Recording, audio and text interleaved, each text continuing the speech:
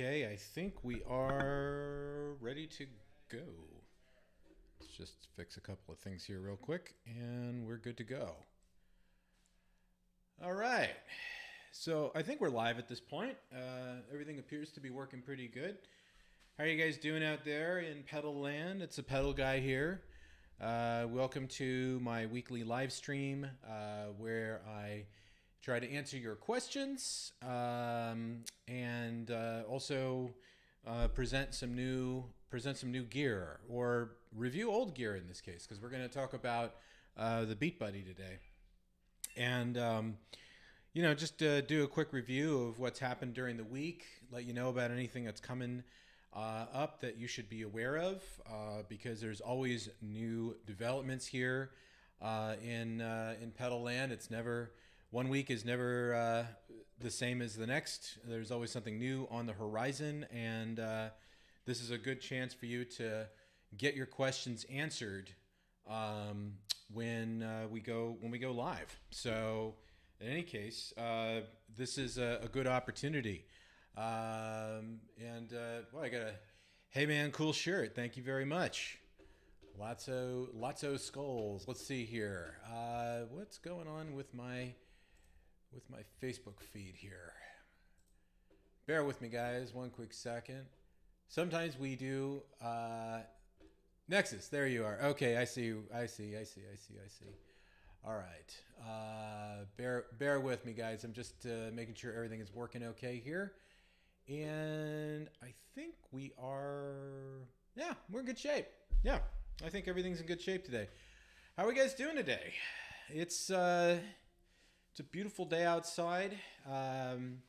It's sunny California, as you know. That's where I live, and should be a pretty good time from here on out. Unfortunately, the flip side to having so much great weather is you do have incredibly bad droughts. So we'll be having fun with that for a while, but this part of the world tends to do that every couple of years, so we just have to kind of go through it, and next thing you know, it'll be Noah's Ark next year. So this year, let's just go with what we got, right?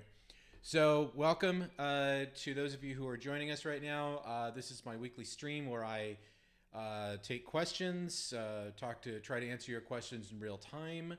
I know that there's a few people that did reach out during the week that wanted some in-depth questions answered about a particular pedal, and so we're going to try to answer those questions today. If they come on into the if they come on here to the channel and ask up, we'll try to do what we can.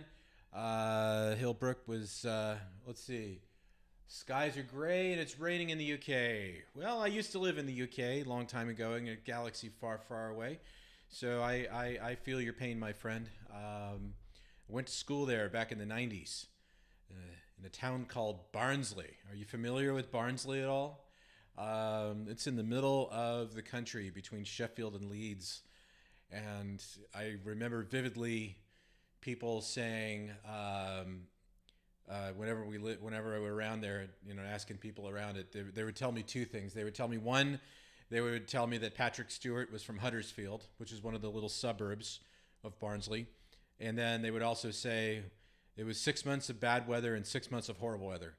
And, well, I love the UK. I actually, I stayed there for a couple of weeks, a couple of years ago, when I was visiting between vendors. I went to go see Tannoy up in Scotland, in Glasgow, and then flew down for a few days to spend some time with Focusrite. Back in the day, so long, very long time ago. But what a wonderful part of the world it is. Been to Germany several times as well. Been to Italy, and yeah. Speaking of which, we have an Italian night planned for this evening. I've got a couple of pizza crusts that are, or the dough at least, waiting downstairs as it's proving. So. Let's make a couple of adjustments here to the stream. We are getting some stuff coming up here. Okay, good.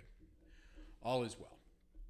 Okay, so Nexus. Got myself LTD M1000 HT guitar the other day with the Fishman Fluence modern pickups.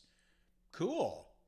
Um, yeah, I had a newborn. Well, congratulations first on your new addition to your family. And yeah, covet those moments as you can get them between feedings and all the fun stuff that I hear about.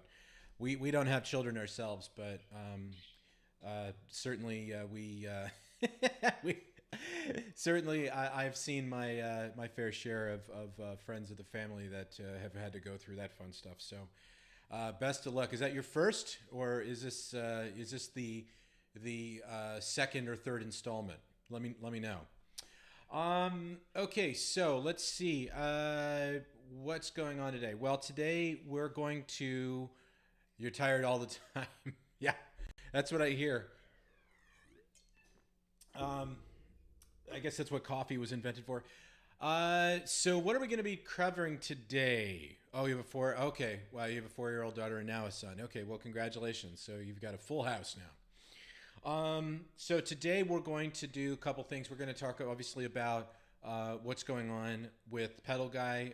As I always indicate, there is always something new on the horizon. There's always something happening, and I'm hopeful that we'll be able to enlighten you on a few things. Let me just give you a quick preview of what we'll also be doing today is the BeatBuddy. We're going to go back to the BeatBuddy a little bit. So if you've never seen the BeatBuddy in action, this will be a good opportunity for you to check this out. This has become, frankly, one of my favorite pedals in the assortment here at the Pedal Guy, mainly because, because it works so well, but B, because it's such a drop-dead easy concept that has just really taken off quite nicely for Singular Sound. It's obviously a really well-built piece of gear, and David Packhouse, who's the owner of the company, he and I have actually we've interviewed once or twice in the past, and he is he's got a very interesting backstory, to say the least. David Packhouse, if you're not aware, originally was an arms dealer, if you can believe that. If you saw the movie, War Dogs with Jonah Hill and Miles Teller, that was based on his story, and he is Miles Teller's character. And in fact, actually, David is in the movie for a brief second, playing at a bar. And while he was under house arrest, he was looking for something to do. We wanted to write some music and all that good stuff. And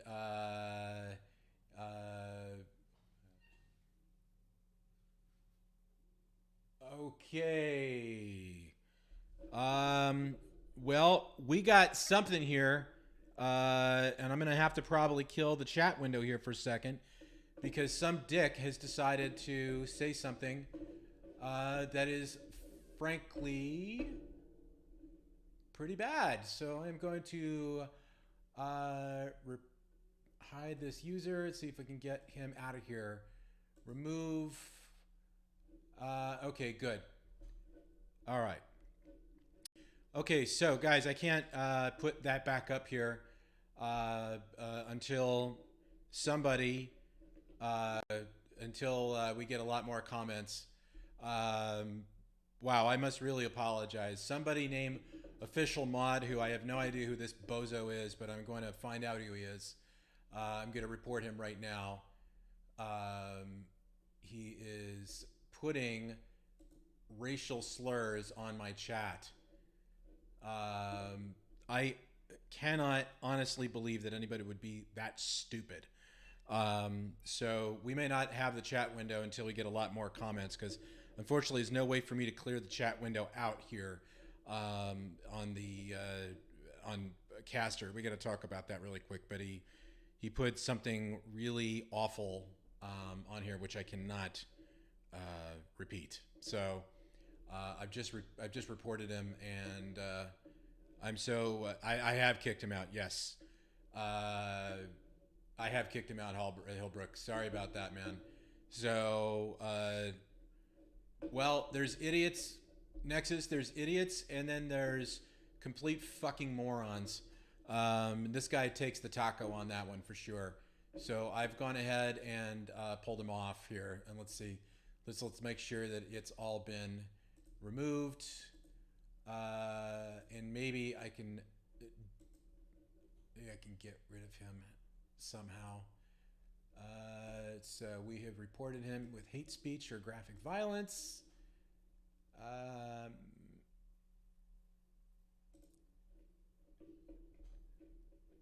Okay, so Hilbrook, keep writing. I need you to keep going on that one. You gotta do Nexus. Maybe you could help out here too. Just start saying blah blah blah blah blah blah blah blah blah. I don't honestly care what you say, just as long as we can get this dickhole out of here, and then we'll go ahead and start and get to the other stuff. Yeah. So anyway, if you're just joining us now, sorry. For some reason, somebody just spammed us with a bunch of hate words, and I had to pull the chat from the window here. So I'll be reaching out to YouTube about that, and Caster as well, because we have to do something about that one. Okay. Looking forward to seeing the BeatBuddy. Well, so am I, sir. So am I. Okay. Well, you know, I got to tell you, sometimes people just throw you off your game, and unfortunately, whoever official mod is, you know, if you're watching this, dude, and I hope you're not, but if you, well, I hope you are, so I can tell you personally, you, okay? Thank you very much for coming on my channel and being a prick, okay? For the rest of you, I'm so sorry, but we have to put down people like this immediately, because hate speech has no place on this channel. Political affiliations and all that fun stuff has no place on this channel. All this other stuff, and so I'm sorry that you guys had to see that. But in any case, I see Hillbrook is helping me out here by putting a whole bunch of stuff here.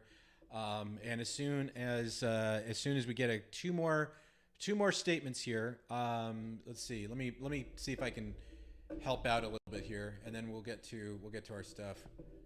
You know, you try to be nice, right? You try to be a good person.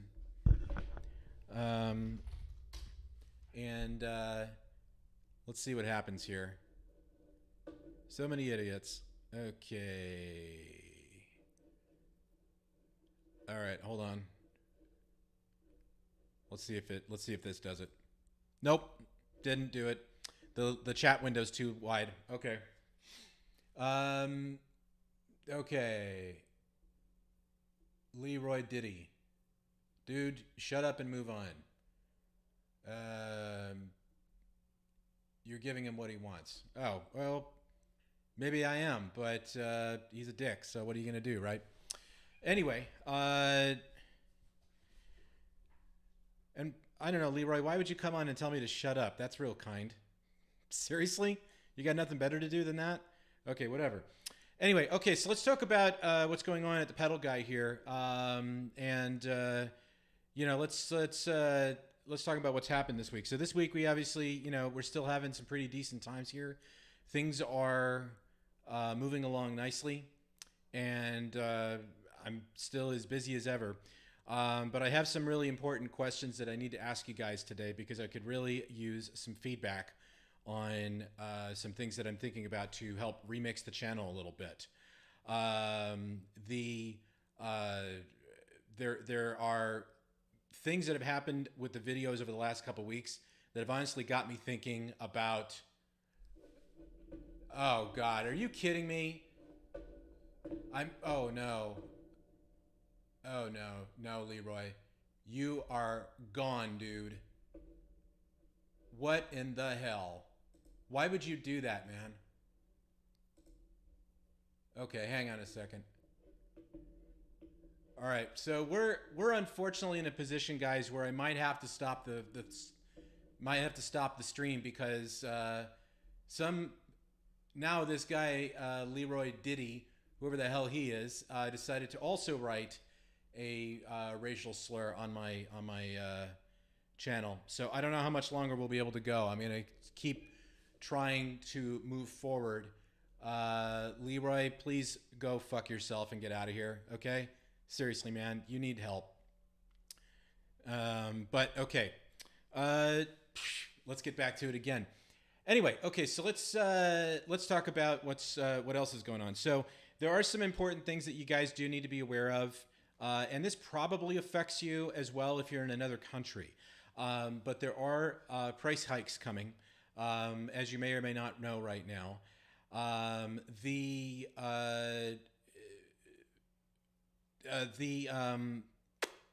Well, Nexus, I wish I could forget it, but unfortunately, I got to stay on top of this bozo because I don't want it popping up in my feed on YouTube, because I got to report this guy now and make sure that he is kicked off permanently. So unfortunately, it's one of those things that just turns into a block and tackle. But anyway, okay, so what's going on? So there are some price hikes that are happening. So last week we did have a price hike happen on the FRFRs from Headrush. Unfortunately, they went up by about 20 to nope, I haven't done anything yet there. So and yes, you did see a BeatBuddy. So the FRFRs went up a little bit, unfortunately, in price, and it turned into a real interesting situation. And you know, the really funny thing about all of that is I ended up selling more FRFR 112s after the price hike. So it's really bizarre how that works, psychologically speaking, with price points and all that. And unfortunately, the BeatBuddy is going to be one of those products that's going to be going up in price very soon. In fact, it goes up on Monday.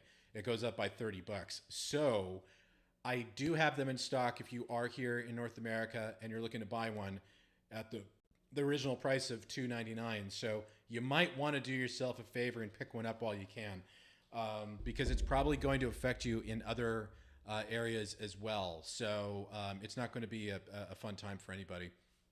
But these things happen because when materials get scarce, then unfortunately price BOM costs go up, and that pushes the price point up. And we've seen that now on the FRFRs, as I mentioned before. That's now happening on the BeatBuddy, and it will also happen on the Arrows too, and that's going up $100. Still, though, a pretty decent deal for what it is. So it's going to be $6.99 starting Monday. And also, I reported on this last week, NuX is also going to be having some price hikes as well. And it's not because they want to do it. It's because the raw materials are simply going up in price. There is also a fire at one of the plants that makes the DSP chips that a lot of these companies depend on. And so they've had to outsource the production of those chips to other places, and that's driving the cost up. So those things are all happening in real time. So hopefully we should be okay now on YouTube. Ike, are you seeing any of that stuff that I just blocked or deleted, or is it all gone? Let me know, okay? Because you're there, and Hillbrook, I know you're there too. But okay, so I think at this point now, that kind of threw me off my game a little bit. So my apologies, guys. But in any case, let's talk about the BeatBuddy. So let's see, we have a couple of things here. So meanwhile, back at the ranch, so can you program the BeatBuddy like step program a real jump? Yeah. Next is I'm going to answer those questions. I'm going to answer that question as well. And I'm going to go through the whole thing about what the BeatBuddy is all about. Now, I've done videos on the BeatBuddy in the past, and in the past, well, actually, no, I do need to ask a question. I'm so sorry. I'm not trying to be a tease, I promise, but I do have to ask this question. So there is something coming up that I do need some feedback. So guys, if you are watching this video right now and you're watching this live stream, please, please, please sound off and let me know, okay? So I'm looking at the last couple of weeks of videos. I did two videos now on the Line 6 Pod Go, which is like the #2 processor out there in the marketplace. When you go to Reverb, it's rated the #2. #1, I believe, is the Helix. I'm not sure, I forgot. But here's the thing. So I did a couple videos on it, and the response was sleepy to downright horrible. And I'm wondering if it's because of a couple of things. One, is it because everybody else has already done a video on it on the Line 6 Pod Go? Which, yes, there are a bunch of videos on it, but this isn't the first time that I've done videos on a product where there was already a lot of content. Is it because the thumbnail didn't look that good which I don't know if we can really answer that. But I think the main crux of it is the time of the video. Now, if you've noticed, if you've been watching Pedal Guy videos for a while now, you've noticed that the videos have, they started at, some of the videos were actually like 30 minutes long, if you can believe that, all the way back in the day. There are some videos that went on for like 30 minutes. I don't even know why that happened. But now the question, but after that, I then shortened the videos to 10 minutes. And I very rarely went over 10 minutes, but I'm now thinking that it has to be more like 3 to 5 minutes max to really keep people's attention. Cause I'm watching analytics and people's retention is about 3 to 5 minutes, somewhere in there. So I'm probably going to be condensing the videos down. And I need to know, is that something that freaks you out, or is that something that you're cool with? And secondarily, I was thinking that if we're going to do like expanded presentations and expanded tutorials and things like that, I might actually end up doing it here on my stream Saturdays, because I think that will end up actually being a better impact for people, because I can go lengthy on those videos, and I can tell people everything that's going on, and I can try to be a little more proactive. So if you wouldn't mind letting me know your thoughts on that, I really would appreciate that. And you can do it during any part of this stream here today. But let's see. So Ike said, okay, the message trail is clean. Thank you very much. I appreciate you looking in on that. I can't afford that stuff, so I didn't click on your video about them or anyone else's. I like how your how-to vids, how to use the pedals in a practical setting. I love your trio videos, for instance. Next, thank you very much for that, Nexus. The trio videos is kind of an anomaly, isn't it? Because that was not, I obviously wasn't the first person to come up with videos for the trio, but my gosh, every time I do a video, I can pretty much count on a few thousand people watching it over the course of the next few days. So I think at this point now, though, I've got to start thinking about how we can grow the channel, because the channel is we just passed 13,000 subscribers on YouTube, and I've been really, really happy about that. But now it's time to switch the other way and to start looking at how we can grow it even further than that. Because I have a goal of hitting 20,000 this year, and I think it's very attainable at the rate of growth that we're experiencing right now on YouTube. But it's going to come down to how fast I can impact everybody. And so from Ike's response here, it doesn't sound like we'd have a problem there going to a 3 to 5 minute deal. But anyway, there you have it. Okay, so I said something else. With several devices like Helix, Moore, Kemper, etc., which can deliver appropriate output, FR prices should trend up. Well, they have trended up, and it hasn't really affected anything, which has been quite interesting. And I think it has something more to do with that psychological price jump that between, say, $199, between $99 and $199, the one magic price point between all that is $149. But when something's like, say, $129 or $179 or something like that, it doesn't do nearly as well. I can't explain why, but I think it's the same thing with the 112, because the 112 was $319 and now it's $349, and we've actually done better at $349 than we did at $319. It's so bizarre. Who knows, man? Okay, so let's see. Cool with both. Let's see. Maybe some how-to vids on using all those pedals and recording settings. You know, that's not a bad idea, Nexus. People have asked for videos on how to use like Reaper and things like that. So I'm trying to find ways that I can do that in a much more compact environment, so that I can try to grab some of that attention. Let's see. I think, and so Hillbrook said, I think the long demos during the live chats would be better. Okay, I think that's wonderful. Thank you very much for that, Hillbrook. You're in a crowded market, so many people reviewing gear. The vid market is crowded beyond belief in nearly every topic. Really, you're not wrong about that, Nexus. Very much that is a problem. However, with SEO and all those other advantages, and I can tell you that from the YouTube perspective, SEO is going to start becoming a lot more important. Let's see how the chat. Nope, it's still there. The chat's still not coming up. Unfortunately, I've got to take that off for the whole remainder of this this session. So sorry. I really wish I could put the chat up there, but it is a pain in the ass. Anyway, okay, I have delayed the inevitable enough, haven't I? Let us take a look at the BeatBuddy. Okay, so it seems to me that not everybody has a BeatBuddy that's joining us right now, so this will be a good opportunity for you to check out what this is, because I did see people asking about, saying something about the strum. Now, there is a distinct difference between the strum and the BeatBuddy. So let me see if I can lay it down for you here. Okay, so let's talk about the strum first. Let me put that right here. Okay, so the strum, this is a beat creator.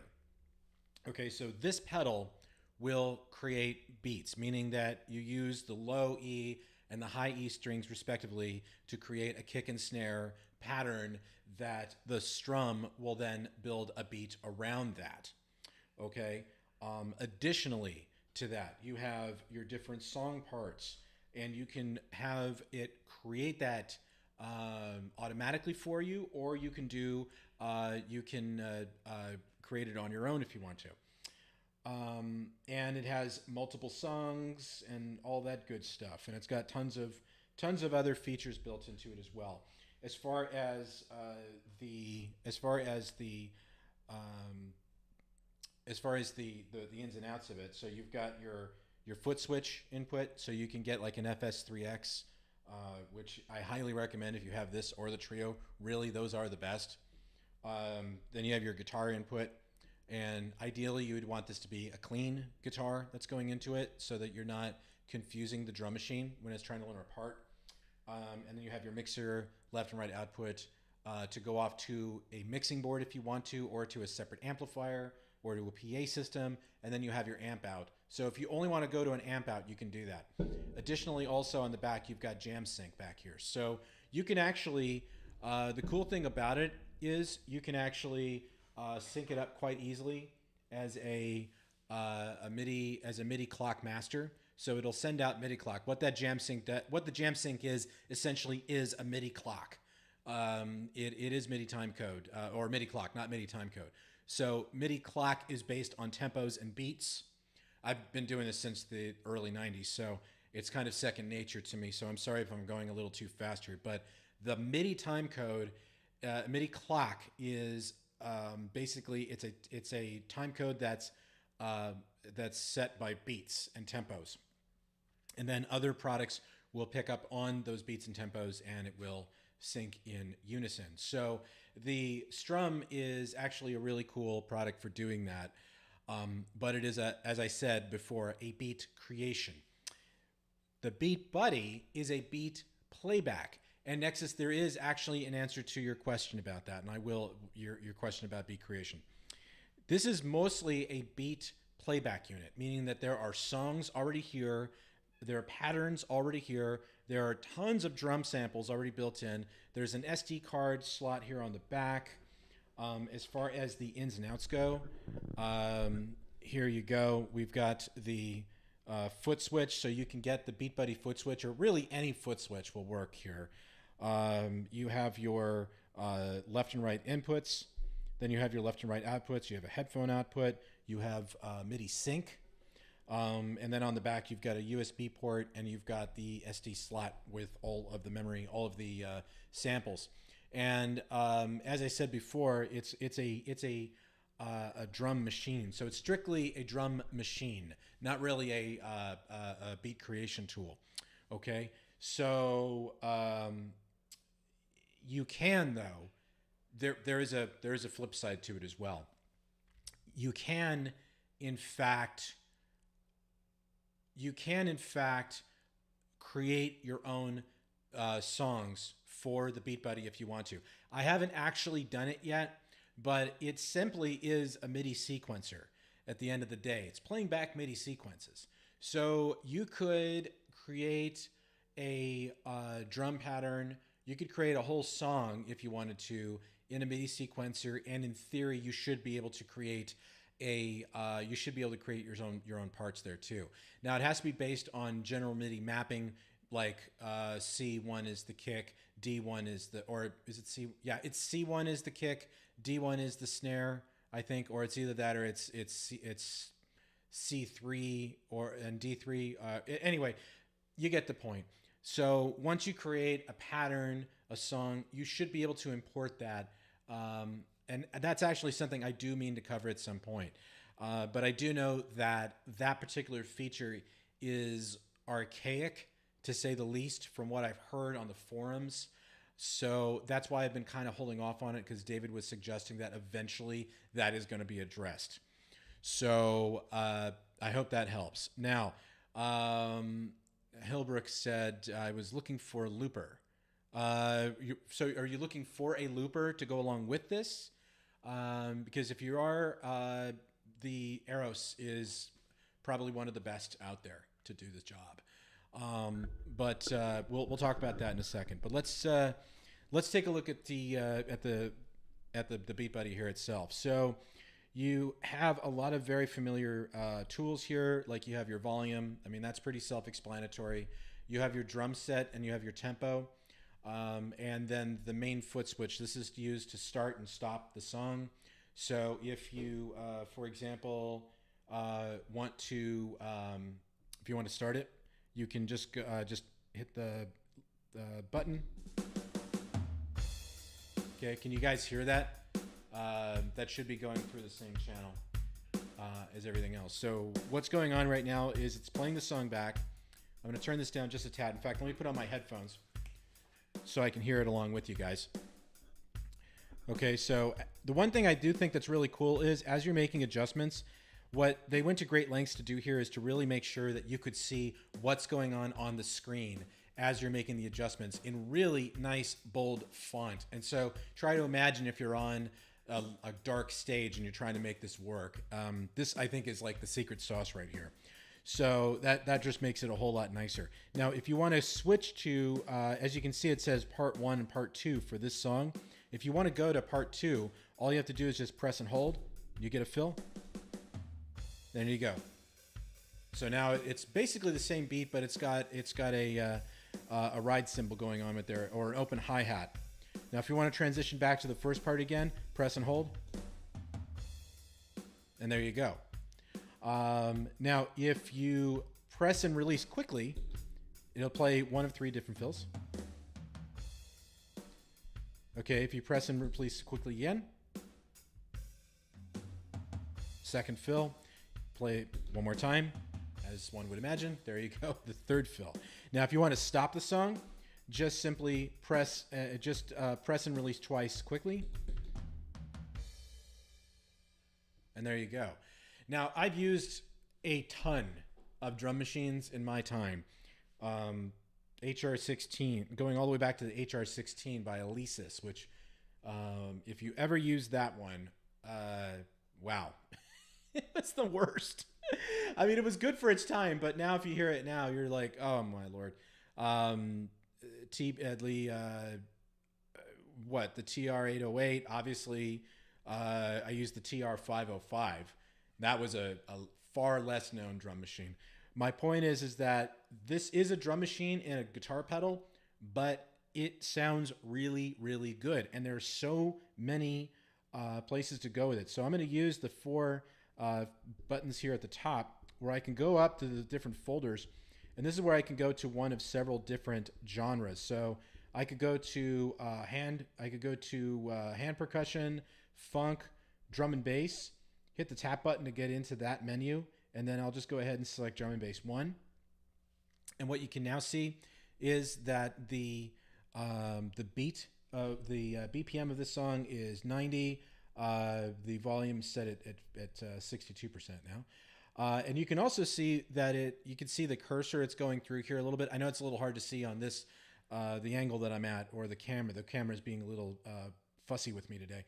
But you can see going from left to right that the tempo, the 4 beats of each bar, is being symbolized across the screen. So it's like watching a mini little timeline there. The time signature is 4/4. There are odd time signatures built into the BeatBuddy, so it's not just one and done. It's using the drum and set rock. So if we hit play, let's hear what this sounds like.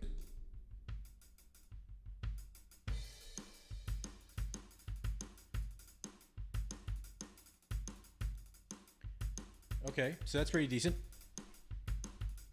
Let's take a look and see if we can actually have a little fun with this. So we can actually use the middle knob here, which is the drum set knob, and I can actually go to a completely different, with that same pattern, I can go to a completely different drum kit. So let's just say for some really bizarre reason, I wanted to go to brushes. Wait for it to load up here.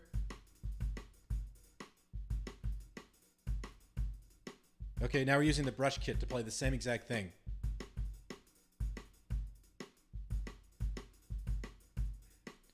Okay, let's go to the next part. Oh, that's the fill, sorry.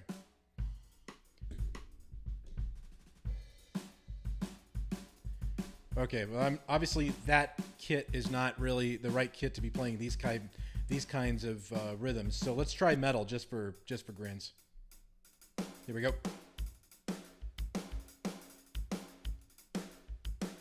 That's not bad, right? It's pretty decent. Okay, let's go ahead and stop this.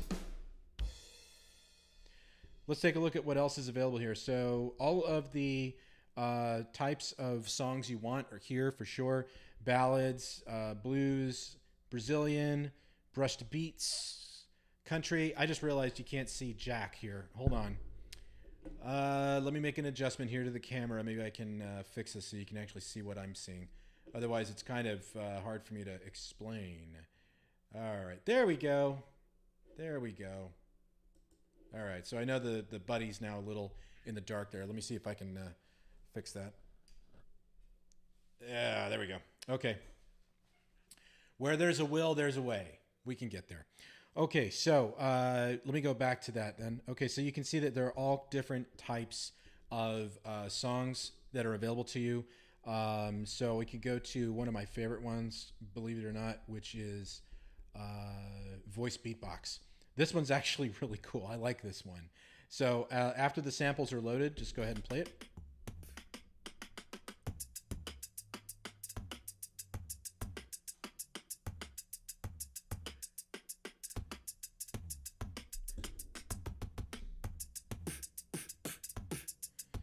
Okay, so now if you wanted to change the tempo, you've got the tempo knob here where you can go ahead and just turn it on up.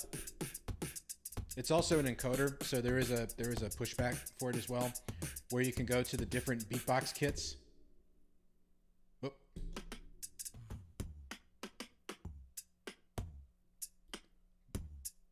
Now if you want to do like tap tempo, there is, sorry, I'm going the wrong way. The tap tempo is right here. Let's see, there we go. So if you want to tap tempo in, it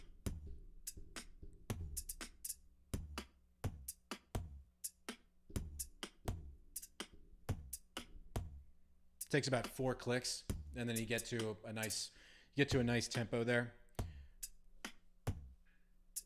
So if you want to stop it, just press it again, press and release twice quickly. It's not a bad sounding kit, actually. I like that one. It's actually a lot of fun. Let's see if we can go up here. Where else I was looking for here. Let's see. Nope. Let's see. I think it was here. There we go.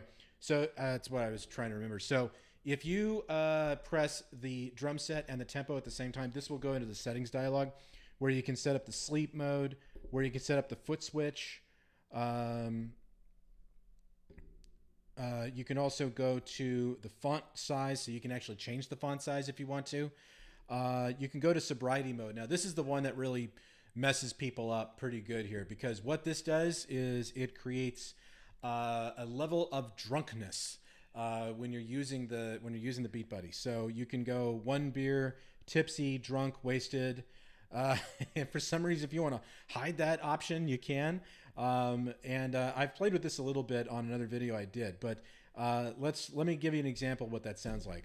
So let's get out of this, and let's also find a different style here. So I'll bring up a rock song. Let's play it. Okay, now let's go to sobriety mode. So we're sober. We're clean and sober right now. Okay, here we go. Now let's go to one beer.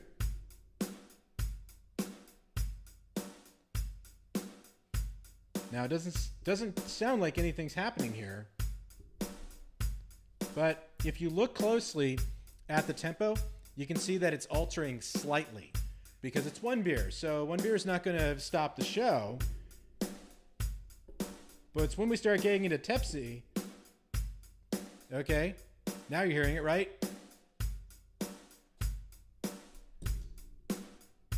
It's starting to get slower, faster, right?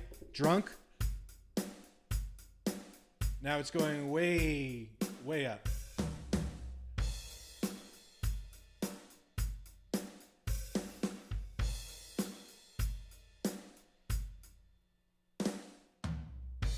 Okay, and then this is where you get fired from the gig. So wasted. Look at that.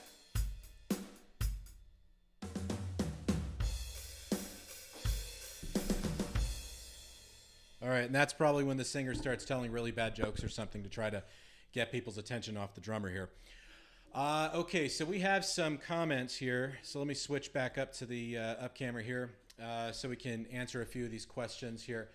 Let's see. So Jimmy wrote, when I watched your newest one from yesterday, it came up on my Facebook, but then I went to your YouTube channel to watch it. It sounded great.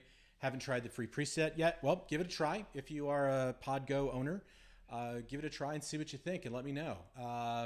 That was actually a lot of fun to make that preset because, like I said last week, last week I was a little critical of the Line 6 Pod Go because the editor was so in depth. I think it still is you can get into the weeds really quickly with it, but if you just kind of take a step back and just try to build a preset from a good, solid starting position, then you don't really have much trouble going with it. Okay. And I think, I don't know, you'll just have to listen to it for yourself and see what you think. Okay. Let's see. Hillbrook also wrote, she was looking for so Hillbrook, you're looking for a sampler or a looper to go with the strum. The easiest one that you want to go with is probably the Jam Man, if you can still find them, because they are out of production now because it has jam sync in and out. And that works just fine with the strum, but you can also buy a jam sync to MIDI cable, which I've got one over there somewhere. And in fact, I did a video on it. It looks a lot like this actually, where it's jam sync on one and then MIDI out on the other. And you can send that out to any looper that's got MIDI built into it. So I know Boss's loopers will do it. TC Electronics loopers will do it. Well, not all of them, but some of them have MIDI sync built in, MIDI clock sync, and that'll do the job for you. So either of those would be fine. And of course, if you really want to go for the gold, you can always do something like the Eros if you really want to, or you could do, if you really wanted to, you could go for the looper board. But I would say that'd be kind of overkill because it already has really great sounds built into it. Okay, we have some other questions here, so I want to see if I can answer some of these guys here. Okay, so let's see. Sounds good. So Mike S wrote, good afternoon. I'm a noob to this pedal. If it's going into an amp, can I use the BeatBuddy in your pedal chain? If so, where in the pedal chain? Okay, well, that's a very good question. So let me go back to the top down here. The easy answer here is that it can go anywhere you want in the signal chain. I would say it probably needs to go at the end of the signal chain because the guitar will be inputted on this side, and the BeatBuddy does not honestly care what's coming from your guitar. So you can put whatever you want through it. This is simply a throughput. What's coming out on this side is going to be a mix of the drums along with the guitar signal. So it honestly doesn't matter which way you go. If you're going to a guitar amp from there, then you probably want to use the mono output though. So just do keep that in mind. So I hope that answers your question.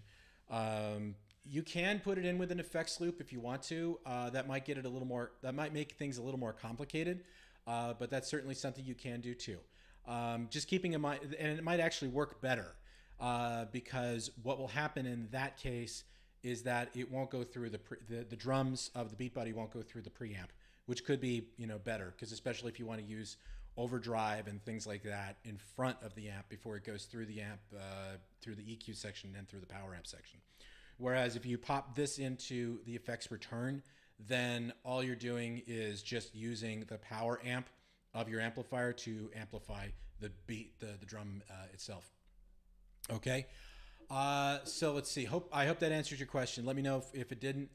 Let's see. Not into this topic. Okay. Well, sorry you feel that way, James. I have no idea what's going on with this dude. Well, you know what? Let's see. He said show.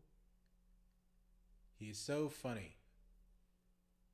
Okay. Well, James, nobody told you had to watch the show. You can go somewhere else if you want to. Have a nice day.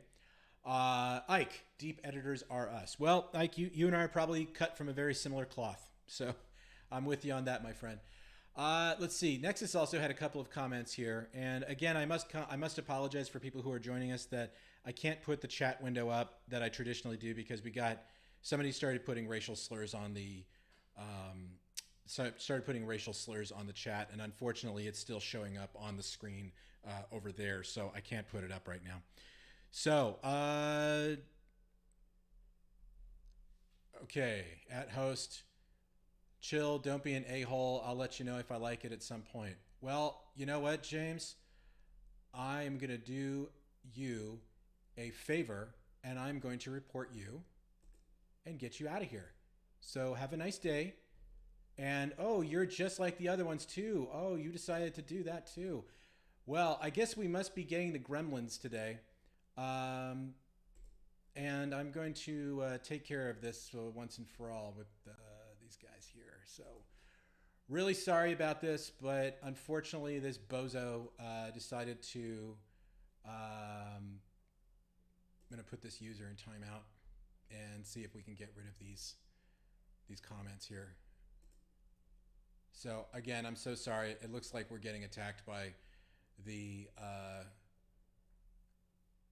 there we go. Here we go. Yeah. Okay, good. So looks like we're able to get rid of that guy. In a month of doing this, I have never been attacked by so many of these YouTube gremlins. I have no idea where these jokers are coming from, but YouTube has got to do something about they've got to do something about the security here because we try as hard as we can to keep things clean, and there's always got to be some jackass that has to go do this. So if you want to use the N-word on my channel, you definitely have found the wrong place, my friend, because you get reported, and then if you ever decide to try that again at some point, YouTube will, obviously not let you do it. So congratulations, you are a jackass. Okay, let's get to Nexus. Nexus had a, let's see. I am in a crowded market. Oh, I already read that one. Okay, so the SR16 was tough indeed. Yes, I was actually talking about the one that came before that, the HR16. That came before the SR16, and the HR16 actually had really good samples for its time. Remember, this is the 80s. Okay, or the very early 90s when this came out, and the samples were good, but the problem with the drum machine itself is that the pads would tend to get dirty very quickly underneath, and so they wouldn't trigger correctly. It was kind of a defect of the product, but it was a good, but still, it was a lot of fun. The SR16 was tough, the original version, and well, drum machines are kind of a fun one because I will say one thing about the Alesis drum machines is that the DM4, if you guys remember that one, that was actually one of the better drum machines out there. Is used on so many records in the mid 90s. So definitely would recommend if you ever hear that one.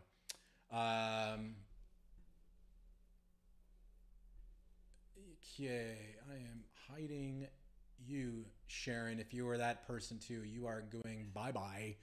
Um, my lord, I'm gonna have to stop I'm gonna have to stop the stream at some point if this doesn't stop. I have no idea what happened here, but I've got to actually send a message to YouTube about this to figure this thing out. It's so embarrassing. I'm sorry that we have people like this that are doing stupid things like this and that they can't, not do it. I have no idea what's wrong with them. Anyway, okay. So the sobriety mode is funny, but I don't see it being useful. I agree. I think that was more put in as a novelty feature more than anything. What Nexus is talking about here is he's talking about okay. All right, Sharon. You got to be kidding me.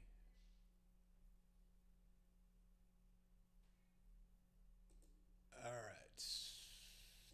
Putting you in a timeout. Sharon, I don't know what you think you're accomplishing by doing this.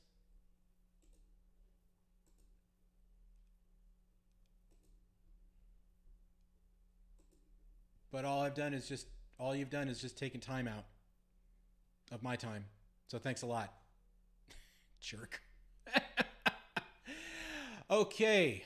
Sorry about that, people. I promise that we will figure this out. Either we are going to go to a different streaming service or we're just going to go to Facebook exclusively for a while until YouTube figures this out. Okay, but in any case, maybe hackers. It probably is like these are probably just some real pathetic people just hiding in their mother's basements and just have nothing better to do but do this. Okay, so Mr. Romano, how are you doing, my friend? Good to see you. It probably is the same hacker. Okay, one question. Is BeatBuddy suitable for live performance in your opinion? Yes, absolutely. I don't have I don't have a direct suggestion for a live performance. But yes, absolutely. That's exactly what the BeatBuddy is meant for. The BeatBuddy is meant to be a drum playback unit. So it's meant to play your songs back. There are videos I've seen out there of people playing it live. And I would say definitely, that's what that's how it was conceived in the first place. Was David conceived that on his own in the first place, and he, came up with the idea. He crowdsourced it, and next thing you know, you got the BeatBuddy. And then if you don't want to go for the whole enchilada of what the BeatBuddy is, there's also the BeatBuddy Mini, which is about half the size, and it's about half the size and about half the price. But it doesn't have as nearly a good, I think, feature set because it's locked, meaning what's in there that's it. If you're okay with that, that's fine. But there's no way to expand the sounds or anything like that at all. In addition to that, it is a 16-bit, whereas the BeatBuddy is 24-bit. And yeah, it's also, I find the bigger footprint here that I get with the BeatBuddy helps a lot. I mean, you can see all four of my fingers go across the one pedal there. So typically, I'm not a huge fan of this particular form factor with a pedal like this. Typically, I like the button, the single button. But in this case here, because it's a drum machine and because you're playing live, it's it does make a lot of sense to go this way. So I hope that makes sense. But that's the way I would do it. Okay, so it's nothing funnier than looking up on the screen and seeing what I just did like 10 seconds ago or 20 seconds ago. Okay, so it's getting on to be almost 1 o'clock here. So do we have any other questions that I haven't answered yet? Because I'd sure love to get to those rather than worry about these hackers that seem to keep finding their way onto my channel. This is a good time to ask those questions. So some of you joined us a little later. Just so we get you up to speed on a couple things, you're very welcome.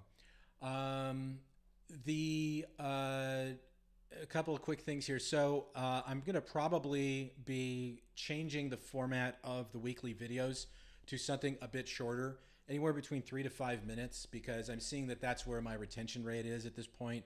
So going anything above that is not really making a whole lot of sense. But what I'm also doing, and I did that earlier this week, and maybe you saw it on that on YouTube, is I am starting to make shorts, like new shorts on a real consistent level. I did a few of them before, but what I basically took were older videos and I just repurposed them. It's called evergreen content. It's a very common practice. And I'm going to be condensing those videos down to 3 to 5 minutes. And then when we want to do something in a much more expanded format, we're going to come here on Saturdays and do that on Facebook and on YouTube. So I hope you like that idea. Okay, so we have a couple of questions here. Nexus, thanks as always for chiming in, man. I really do appreciate it. I'm gonna start calling you baby daddy now, just so you know. Okay, so let's see. Have you done a video on the strum? Mike, you gotta watch my channel, my friend. I've got more strum videos on this channel than you can shake a stick at. So definitely go and check it out, my friend. You will see plenty of them for you for there. Anything you want to know about the strum is all there for you. So yes, hopefully that'll help you out. Let's see. Hillbrook Road. Is the new X MG30 out for sale yet? That's a really good question. It is in production right now.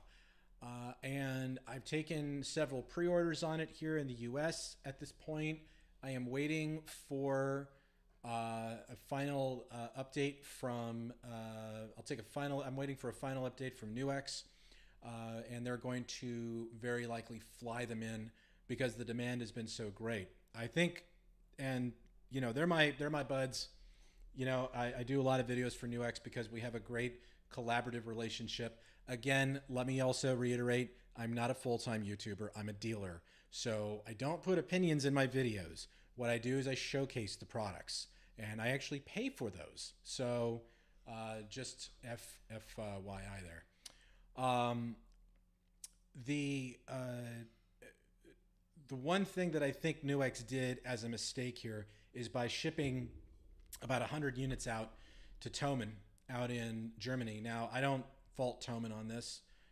Thomann is Thomann. They're you know, a gigantic pain in the ass to us here in the United States because of their business practices and because they're giving people false hope as well, because people will shop with them here in the United States, not realizing that, first of all, if they need technical support on the product they buy from Thomann, they're going to be SOL.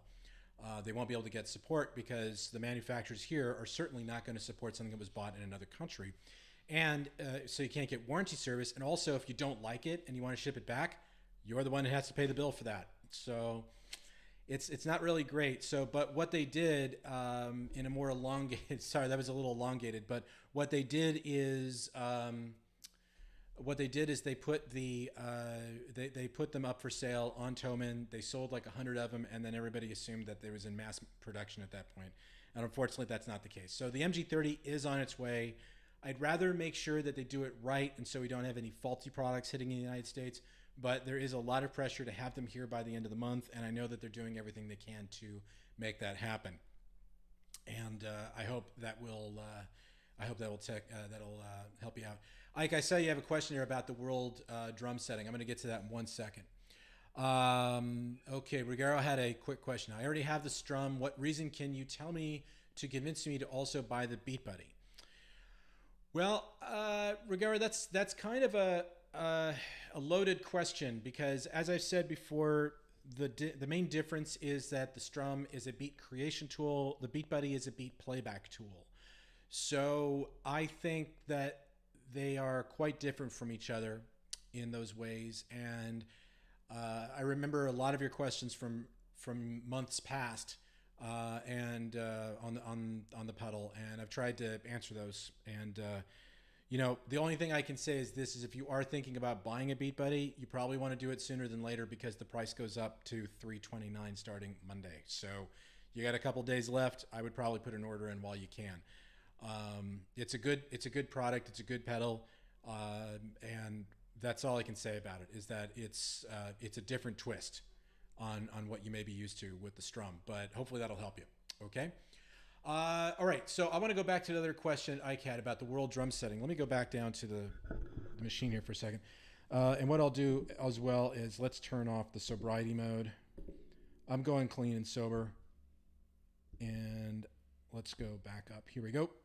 Okay, so I'm going to go to, and one can never have too many drum machines. That's a very good point, my friend. Very good point. I'm gonna go to world, and what we have here are world percussion or world drum types. So you have tango, piazzolla, polka, polka var, waltz. Let's go ahead and bring out. Well, let's see. I don't want to do a polka. Let's do a tango. Let's see what happens. So I'll bring the tango up and wait for it to load up here. And now it's loaded up. Let's give it a listen.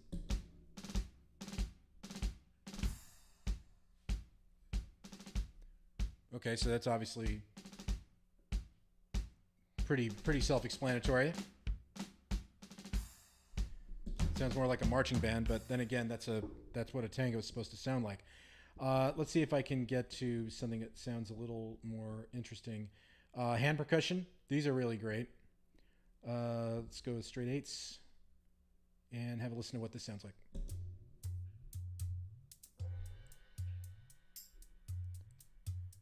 So, Ricardo, this might be something that might answer your question about what makes the BeatBuddy better in some regard, because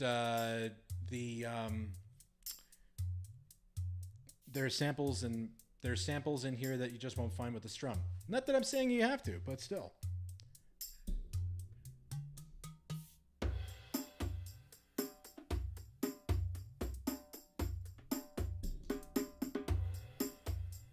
It's cool, man. I like it. There we go. Why do they never have a surf option? Well, that would be that's a good question. Maybe David doesn't like surf music. I don't know. Personally, I love surf music. My dad always gets a kick out of how much I like, his style of music, or his style, the stuff that he likes to listen to. Because that's what I was brought up on, was classic rock and roll, and obviously brought up on the Beach Boys and all that. But that's more commercial, and then you start getting into the surf guitar stuff. Like, obviously Dick Dale's a good starting point, but then you start getting into the other guys that did like Church Key and other songs like that. And I love classic surf rock. It's one of the main reasons why I still have a gripe against most digital spring reverbs, because I don't think it sounds anything really like a traditional spring reverb. I love the spring reverb. That's a real nice one, I think, and it's one of my favorites. I love all different types of reverb, because it's one of those sounds it's one of those textures you've got to have when you're playing, when you're recording, when you're doing all that fun stuff. But when it comes to surf guitar, when it comes to spring reverb, I love a good spring reverb. Most of the ones that are digital are not really that great. Messer Choops. Okay, I'll check that one out. Thanks for the suggestion. Let's take a look at a couple of the other kits here real quick. I'm real sorry about that bumping thing that's going on here. Let's go to Brazilian. We'll go to a samba. We'll load a samba up. Sorry about the bumps that you're hearing. So the problem I'm having right now with the microphone, and I've got to do this, is I've got to put some sort of a damper on the clamp here that's on the desk. It's creating that bump for this. This is a broadcast microphone, so it's quite a bit more sensitive than the condenser was that I was using before. And I did that because I wanted to bring the reflections down a little bit. And this microphone seems to be doing a much better job of that. All right, so let's have a listen to that samba.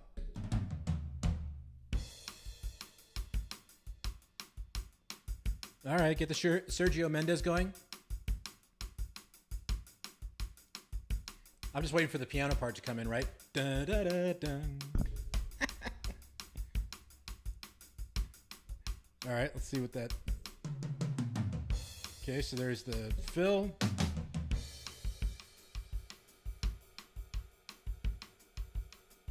All right, that's not bad. Not bad, not bad, not bad. Boom!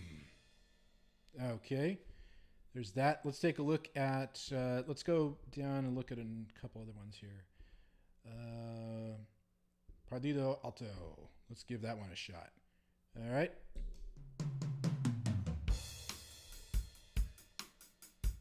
That's a nice root. That's a nice groove, right?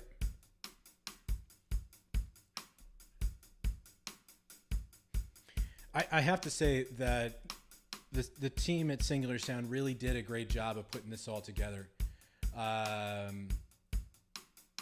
Really did a good job of coming up with some grooves that sound good, that sound real decent.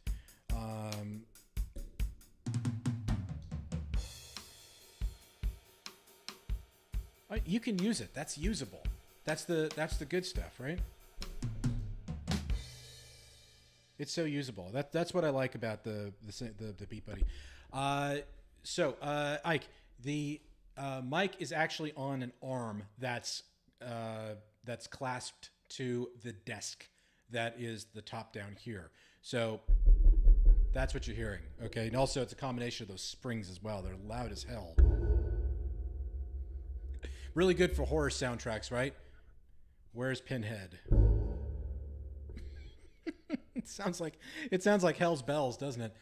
I have to just dampen everything down. I don't know if you know that or not, but what you can do is, in fact, I think I've got it on this guitar here. Let me go to the top up here. So on this Yamaha here, and it's a little hard to see with the camera, but I've got foam actually shoved down the springs here to deaden that sound, and kind of speaks for itself.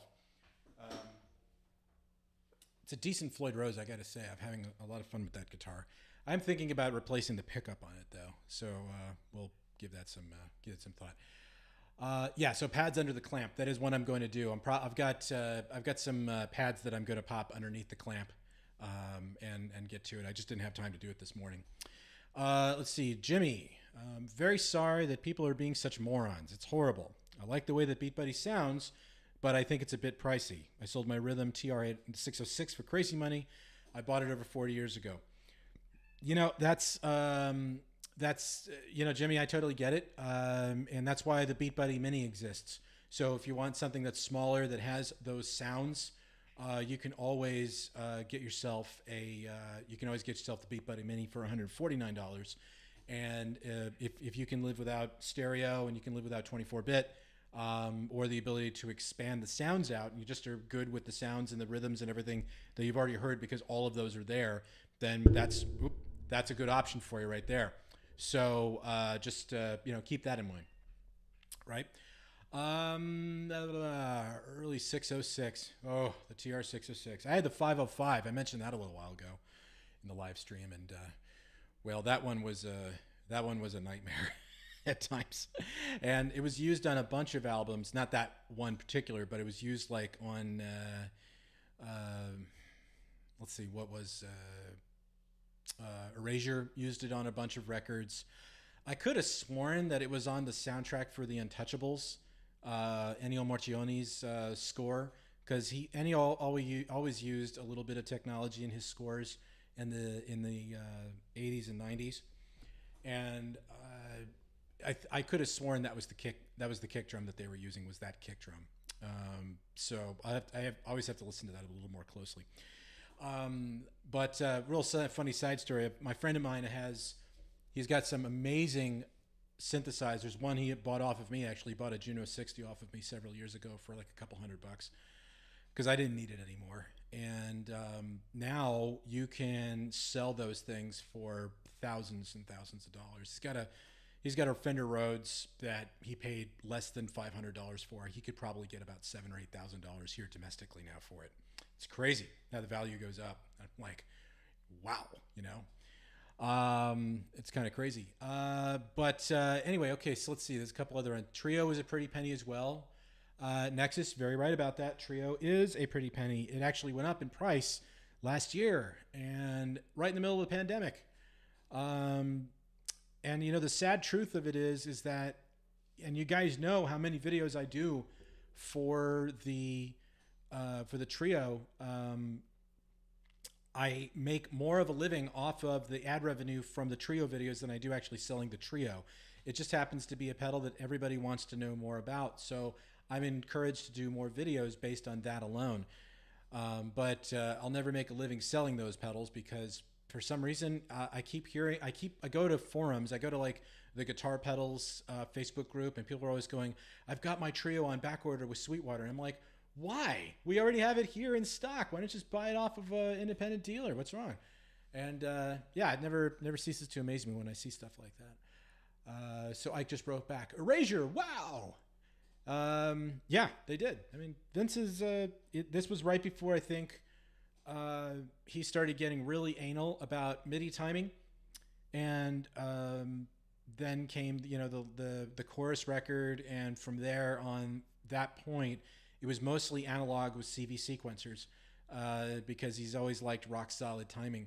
And he was a real purist about that throughout the 90s. And then I guess he figured out he needed to start making more records. And so he moved everything to Logic and started doing things in more of a digital fashion. So if we have any, electronic music fans out there, what did you guys think about all of that? The change, because I'm a huge Depeche Mode fan myself. I actually didn't like them that much, and then I started dating a girl who really liked them, and inevitably I became a fan as well, and I also ended up marrying that woman, who's downstairs taking a class right now. And there is a stark difference in Depeche Mode of then versus when they started using software synthesizers, which is around the Exciter record. And it kind of messed me up a little bit because it was not as, I don't think it was nearly as exciting sounding as like records before then. Obviously Violator and Ultra and Songs of Faith and Devotion and all the other stuff from the 80s as well. Music for the masses. And I felt Erasure kind of went the same way because as soon as Vince stopped using analog synths, or really using them as the primary source and driver of the song creation process, I felt it kind of went downhill from there. Not that it was bad, because I mean, look, there's only one Andy Bell, and his voice is utterly amazing. And we saw them live once on the Cowboy Tour, and I'd never seen anything like that in my life. I try to explain it was the stage was basically, it was Andy running around doing his thing and with the backup singers. And then Vince was basically just sitting down like this for the entire show. I'm not even kidding. This is what he was doing. He was sitting like this for the entire show. He played guitar twice, I think, in the gig. And then what he would do is he would walk over to this huge stack of modular synthesizers, make a couple of program adjustments, and then come back and just do that. So it was more or less like the Andy Bell show more than anything. It was kind of crazy. So there were those were the 90s. Oh, they were so wonderful back then. The Gibson Amphitheater was where we went to go see them. It was called the Universal Amphitheater, and it's now the Harry Potter ride because they tore it down. In fact, I saw one of the last gigs there, which was Queens of the Stone Age played there, and after that they tore it down and turned it into the Harry Potter ride there at Universal Studios. So see, Ike said Depeche Mode, Ultravox, Human League, all good. Couldn't agree more. There is the Synthplex coming up in October, and depending on how vaccining goes here, it's very likely going to happen at the end of October in Burbank, California. It's a big synthesizer expo, and Martin Gore does come to the show, and it was really funny because he just got dragged along really fast while I was there. I had my booth, and he just like zipped by as fast as possible. Oh yes, hi, how you doing? Yes, and he kept going as fast as possible by anybody before anybody could bother him with a question or anything. Let me just say the years have not been that kind, but he's Martin friggin' Gore, so he can look however he wants to. That doesn't stop the songwriting from being as iconic as it's always been with him. And it's always been a real treat to wait for new records and listen to him and see what he's coming up with. Nexus has got a couple of spots here, a couple points here. Okay, so back in the 80s, we used the boombox with dual cassettes and mic input for recording. Right on. You could hit play and record the drums along with the music playing on a cassette into the mic into cassette 2. Hey, how about that? Fork was really great on a bottle for rides, spoon on a phone book for a snare, etc. Caveman level multi-track recording that actually worked. Yeah, but here's the thing about that though, is that the struggle, not the challenge, the hurdle that you have to overcome in order to make that creation happen. I think something more magical happened at those times. It's not that I'm putting down things that you can do on your phone now. You can record an entire record here with GarageBand, but I think that the easier we make it, the harder it is to make good music. And what I mean by good music is I mean not just songwriting, because the songwriting in many cases is not all that different from before, but the production value is really crap. I hate to say it, but a lot of the production value I see today is nowhere near as good as it should be, because what can I say? People just don't know when to turn down the volume, and it really bothers me a lot. But it's unfortunate, and it does happen. It does happen, and even to the legacy artists. Take Rush, for example, and you guys know I'm a big old Rush fan, and I think Vapor Trails is, quite frankly, the most unlistenable record of the entire catalog. And when they went back to go try to fix it, there's a saying: "You can't polish a turd," and boy, they proved that point time and time again. It wasn't a good sounding record, just period, right from the get-go. And that's because they reefed everything as hard as they could and just went right to it. And it's really a shame. And that was even proven more after that album, because Snakes and Arrows came out, and that was such a better recorded record. And it was recorded by somebody who really respected the band, I think, and did a lot better of a job of producing. And, who knows? Maybe one day with the gear you hear, maybe I'll have an opportunity to interview Getty or Alex. Would be the thrill of my life, obviously. Let's see. James Norwood. James, what's up, buddy? Hey, Pedal Guy, good morning from Japan. Hey. I think the BeatBuddy is cool, but for my needs, I require the ability to be able to program my own original beats and grooves, so I went with the Strum. And yes, you're very right about that. That's what I've said all along, is that the BeatBuddy is a playback unit and the Strum is a beat creation unit. So I think you probably went right down the right path on that one. But you should do yourself a favor and get a FS3X if you don't have one yet, which is the foot switch that goes along with it. It'll make your life a lot easier. So if you don't have it, definitely get one. Let's see, home studio versus pro studio. Pro ears, never heard it. You're probably right about that, Ike. You're probably right about it.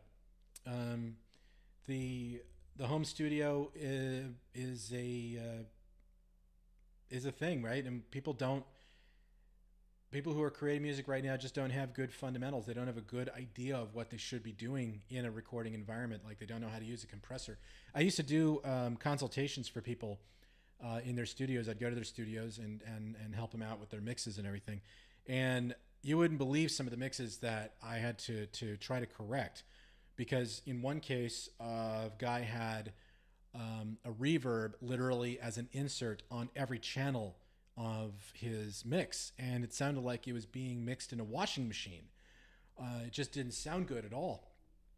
And because he wasn't familiar with how to use sends and returns on the virtual mixing board. And I showed him, I said, dude, that's not how it works, bro. You got to send all those vocals to an effects send and have it come back. So it's one reverb that's processing all of it. And you're not getting a bunch of extra reflections from different reverbs with different time settings and all that. And all of a sudden it locked in, right? And he was like, oh my God, I can actually understand what I was singing.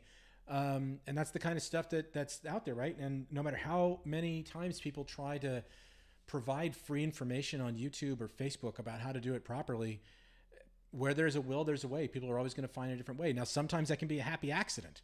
I mean, look at Steve Miller. Pretty much his entire career has been a happy accident as far as the sounds go, because the dude made an entire career out of singing out of tune for years.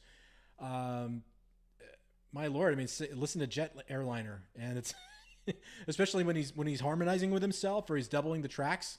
It's tunes, it's detuned city, but that's the thing. It worked for that song. It worked really well.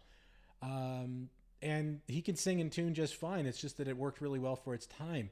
And that was more of a pioneering time. And then you get something that was a bit more clinical, like Boston, right? The first Boston record. And the Boston record is, well, what can I say? I mean, the first Boston record's a classic. The others are good too, but there will never be a replacement for that first record, period. And I'll tell you, as a side note, one thing I've always said to the amp modeling companies, and I always get on their asses about this, is when they try to show me how great these amps are. Because I remember one particular one, I won't mention who they are, but when they came out with their really amazing sounding amp modeling, and they had every one of the amps that you heard, Vox, Marshall, Fender, we've all heard them, right? I said, dude, you want to impress me? Do a Rockman. And I know they're hard to get, but you can get a Rockman. It's not that hard. You just go to eBay and you pay the money and you get a Rockman XP100 or XP1000. Model that, and then now we're talking. Now we're cooking with gas. So there you have it. Okay, so James took your advice, and he got 2 of the FS3X for the Strum, the Trio, and the RP360. Good call, my friend. Good call.